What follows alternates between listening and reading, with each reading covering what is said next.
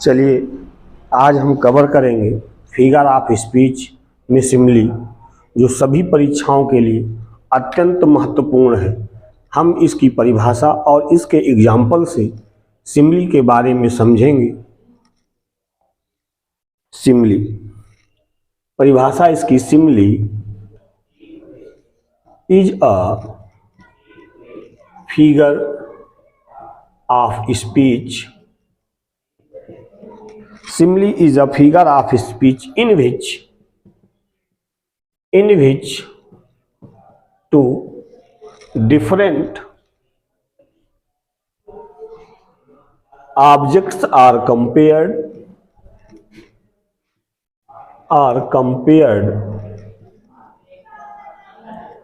two different objects are compared, but at least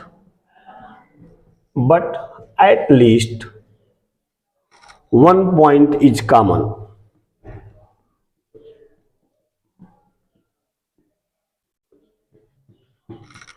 इससे सरल, इससे अच्छी परिभाषा आपको कहीं पर नहीं मिलेगी। आज के बाद आपको सिमली दोबारा कहीं देखने की आवश्यकता नहीं है। प्लीज वीडियो पर लास्ट तक बने रहें। Simile is a figure of speech. Simile वह अलंकार है in which two different objects are compared, जहां पर दो अलग अलग चीजों की तुलना होती है। But at least one point is common, लेकिन कम से कम उसका एक गुण समान होता है। We know them such words, we know it such words, we know it such words like, so, as. मतलब जहां पर भी या जिस वाक्य में लाइक लगा हो, सो लगा हो, एज लगा हो, वहां पर कौन सा अलंकार होगा? वहां पर अलंकार हमारा होता है सिमली। आइए अब इसको हम एग्जाम्पल के माध्यम से समझते हैं। आपका पहला है it draft.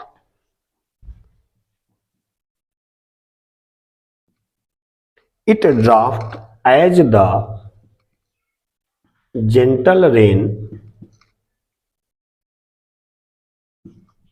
gentle rain from heaven। ये लाइन हमारी विलियम शेक्सपियर का एक प्ले है मर्चेंट ऑफ वेनिस, वहां से ली गई है। कहता है अब इसमें समझिएगा किस प्रकार दो अलग अलग चीजों की तुलना हो रही, एक गुण एक जैसा है। कहता इट ड्राफ्ट, यहां पर इट लगा है मर्सी के लिए, इट लगा है मर्सी दया के लिए, और इस दया की तुलना काहे से हो रही है? रेन से हो रही। काहे से हो रही है? रेन से हो रही।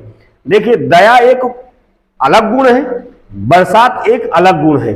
जब वर्षा का पानी पृथ्वी पर गिरता है, पृथ्वी को आनंदित कर देता है, खुश कर देता है, उसी प्रकार दया का भी एक गुण है। जब ये एक व्यक्ति के हृदय से निकलकर दूसरे व्यक्ति के ऊपर गिरती है तो ये भी दूसरे व्यक्ति को उसी प्रकार आनंदित कर देती है जिस प्रकार वर्षा। तो हम कह सकते हैं वर्षा और इट अर्थात मर्सी दो अलग अलग चीजें हैं, लेकिन इनका गुण एक जैसा है। और दूसरी चीज यहां पर देखिए लगा है as.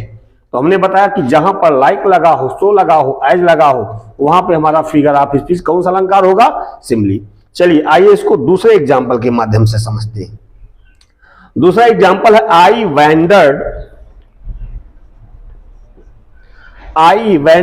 Lonely, I wandered lonely as a cloud, as a cloud, as a cloud.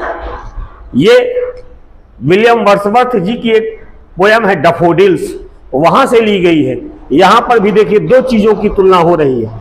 एक लेखक अपनी स्वयं की तुलना कर रहा है और दूसरी कर रहा है क्लाउड से। जिस प्रकार आसमान में बादल बगैर उद्देश्य के चला करते हैं, उसी प्रकार लेखक कह रहा है कि मैं भी बगैर किसी उद्देश्य के क्या कर रहा हूं? चल रहा हूं। अर्थात यहां पर बादल, लेखक और बादल दो के बीच में तुलना हो रही है और दोनों का गुण एक जैसा है। आइए इसको तीसरे एग्जाम्पल से समझते हैं। तीसरा एग्जाम्पल है camel is like the ship of desert. Camel is like the ship of desert. देखिए यहां पर भी एक चीज है कैमल ऊंट और दूसरी चीज है डेजर्ट रेगिस्तान। दो अलग अलग डिफरेंट ऑब्जेक्ट्स में तुलना हो रही है। दूसरी चीज है शिप जहाज। अब देखिए जहाज का काम क्या है, रेगिस्तान में जहाज का काम क्या है, रेगिस्तान में एक व्यक्ति या वस्तु को एक जगह से दूसरी जगह पर ट्रांसफर करना, पहुंचाना। उसी प्रकार ऊंट का भी काम है रेगिस्तान में क्या करना।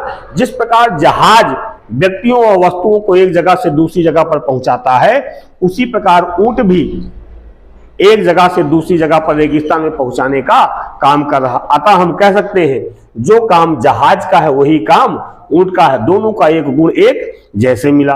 और फिर हमने ये बताया कि लाइक सो एज, यहां पर भी देखिए क्या लगा है, लाइक लगा है, यहां पर भी देखिए क्या लगा था, एज लगा हुआ था। तो इस प्रकार हम कह सकते हैं कि ये एग्जाम्पल हमारे काहे के हैं, सिमली के हैं। आइए एक और एग्जाम्पल के माध्यम से हम देखते हैं, इसको एकदम कंफर्म में कर लें, दोबारा हमको इस वीडियो को दोबारा देखने की जरूरत ही ना पड़े, अर्थात दोबारा कभी सिमली को पढ़ने की आवश्यकता ना पड़े।